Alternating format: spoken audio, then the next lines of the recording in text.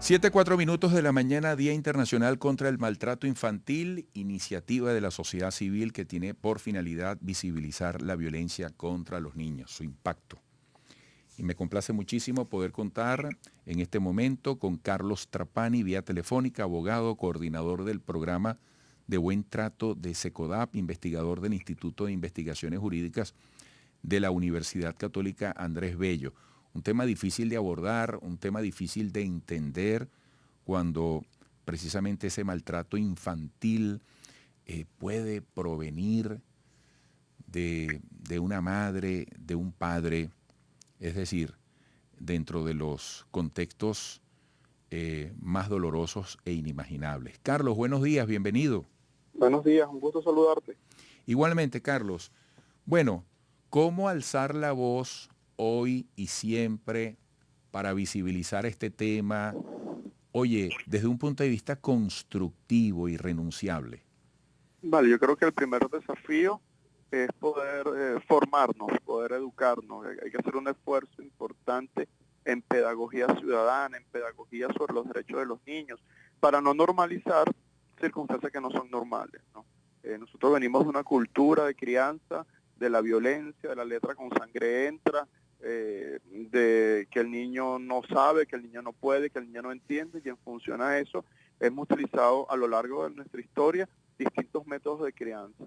¿Qué es lo que percibimos en SECODAP? Bueno, que ahorita la violencia no solo es más frecuente, sino es más severa en sí misma. Entonces los métodos de crianza sobrepasan los límites normales y bueno, representan situaciones de violencia. De cada 10 niños, al menos 6 sufren situaciones de violencia en el seno de su hogar, lo que nos llama a una profunda reflexión, bueno, de lo que estamos haciendo en la vida de los niños. Es un promedio dramático lo que acabas de decir, de 10-6. Sí, y son datos parciales, ¿no? Son datos en función al monitoreo que hace SECODAP y a los casos que recibimos. Los padres, papá, mamá, son los principales agresores. Y bueno, cuando damos una mirada de género, bueno, vemos que este maltrato, que incluso puede rayar en supuestos de violencia sexual, afecta principalmente a niñas y adolescentes mujeres. Entonces, cuando hablamos de maltrato, va más allá del golpe, sino hay una expresión y una diversidad de situaciones, bueno, que rayan en esta categoría de maltrato y que es violencia.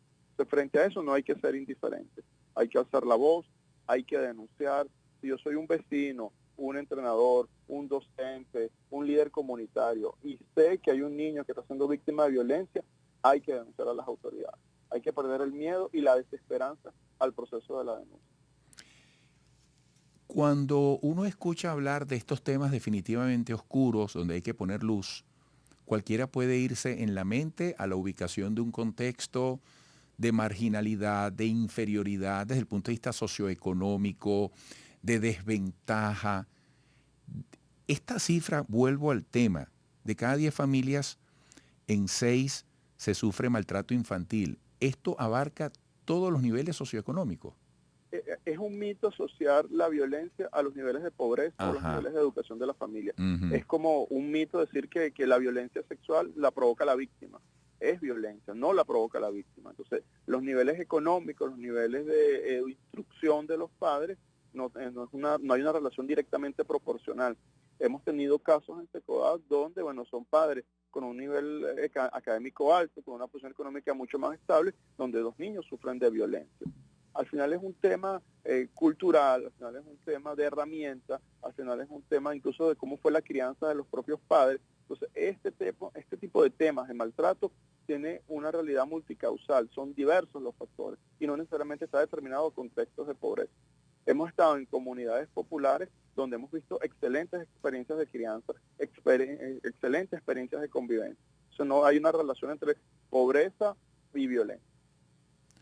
Carlos, qué interesante, qué inteligente, sobre todo qué manera tan precisa tienes tú de explicar un tema donde hay que ser tan cuidadoso. Fíjate algo, cuando uno superficialmente, así por encimita, se entera de lo que tú estás diciendo en pocos minutos, después nos preguntamos por qué hay tanta violencia en la sociedad, por qué incluso puede haber expresiones criminales, bueno, tan duras de entender hoy en día, que hay redes sociales donde tú ves de repente una persona que maltrata a un animal y siente placer, o una madre agrede a un hijo, bueno, tantas cosas, o alguien chico que indolentemente, anárquico, se para en el medio de la vía, no le interesa trancar una vía, comerse la luz, comerse la flecha, y así vamos en una anomia galopante y creciente, ¿no? Sí, si rompemos esas normas mínimas de convivencia, evidentemente eso se va a extrapolar a todos nuestros ámbitos de socialización. Entonces voy a ser indiferente frente al llanto de un niño, frente al golpe de un niño, frente a la queja de un niño. Y también hemos visto una situación que nos preocupa y está asociado al contexto económico que vive en la familia, que es violencia por hambre. Es decir, a un niño que come más de lo que debe, que derrama alimentos. Esas situaciones de violencia también las estamos observando en la familia. Bueno, eso tiene que ver con un tema económico que es estructural, donde las familias han perdido capacidad de compra, el salario está mucho más deprimido. Me pareciera que esos temas económicos no tocan el mundo de los niños y sí los tocan. Entonces los padres depositan en los niños su estrés, su frustración, su rabia, y la gran dificultad que nosotros identificamos es que no tenemos programas y servicios para apoyar a esta familia. Un papá que está deprimido, un papá que está desempleado, un papá que tiene incluso ideación de autoagredirse o agredir a sus hijos. ¿A dónde lo referimos? ¿Dónde pide ayuda? Si yo, papá, reconozco que yo soy violento en la crianza y quiero cambiar, y todas personas puede abrir un proceso de cambio, pero ¿dónde recibe el apoyo? Los espacios públicos son limitados, casi inexistentes, sobre todo cuando pensamos en el interior del país. Lo poco que se mantiene, bueno, es por la sociedad civil, que tiene distintas experiencias de formación, de acompañamiento, de materiales donde las familias pueden tener algún tipo de alternativa. ¿Cómo revertimos esto? Con políticas públicas. ¿Cómo revertimos esto? Con inversión, porque la crianza, la prevención del maltrato requiere recursos donde podemos tener programas, servicios, material informativo, una campaña inteligente y sostenida en medios de comunicación, poder abrir canales de denuncia, poder generar confianza en los procesos de denuncia, bueno, para que las personas respeten al niño y que el niño ocupe un justo lugar dentro de una sociedad. Casualmente te iba a preguntar sobre lo último que acabas de decir, recursos, estrategia, políticas públicas. Hay una agenda. ¿Qué necesita esa agenda en la Venezuela de hoy? Yo creo que sería muy injusto decir que no se está haciendo nada. Yo creo que hay algunas instituciones públicas, algunos consejos municipales de derecho que hacen los mayores esfuerzos con los pocos recursos que hay. Pero este tema, por la gravedad, el maltrato, al ser un problema de salud pública, requiere un esfuerzo sostenido y una política pública clara. ¿Qué es una política pública? Una acción intencional, coordinada, sostenida, con objetivos a corto, mediano, largo plazo, con responsables, desde una mirada de género, porque no es igual el maltrato que sufre una niña al que sufre un niño. Entonces, incluso desde esos pequeños detalles hay que hacer una estrategia. Y bueno, la escuela, ¿cómo incorporamos a la escuela en esta lógica de atención? Porque la mayor parte del tiempo los niños están en la escuela y probablemente el docente es el receptor de esa queja, el receptor de esa denuncia, pues el docente es el que le seca las lágrimas a los niños cuando llegan golpeados de sus casas. Entonces, ¿cómo reconocemos a la escuela y al docente como un factor de protección? Entonces, eso requiere una estrategia. Cuando un caso toca en las instituciones del sistema de protección, bueno, ¿cómo se recibe una adecuada respuesta? Una rápida respuesta, una respuesta adecuada a la norma, no a la discrecionalidad del funcionario o una medida vaya en detrimento de un padre, bueno, por el hecho de ser padre o que hay un proceso de divorcio. Entonces, fíjate que el problema tiene tantas aristas, por eso requiere una estrategia que sea lógica, que sea pensada. Como hay una estrategia para poder subir los precios del petróleo, debe haber una estrategia para disminuir los niveles de maltrato contra los niños. Si es importante el petróleo, es importante los niños.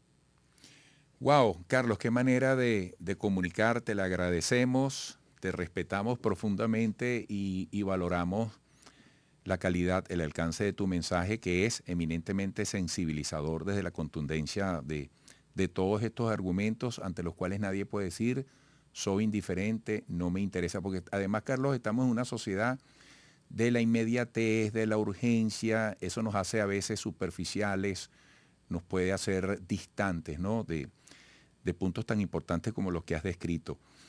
Carlos, un gran abrazo. Vale, un abrazo. Carlos Trapani, abogado, coordinador del programa de buen trato de SECODAP, investigador del Instituto de Investigaciones Jurídicas de la Universidad Católica Andrés Bello. Siempre me ha llamado la atención su precisión para comunicar y dentro de la comunicación sensibilizar en un tema que lo merece. muy complejo. Volveremos.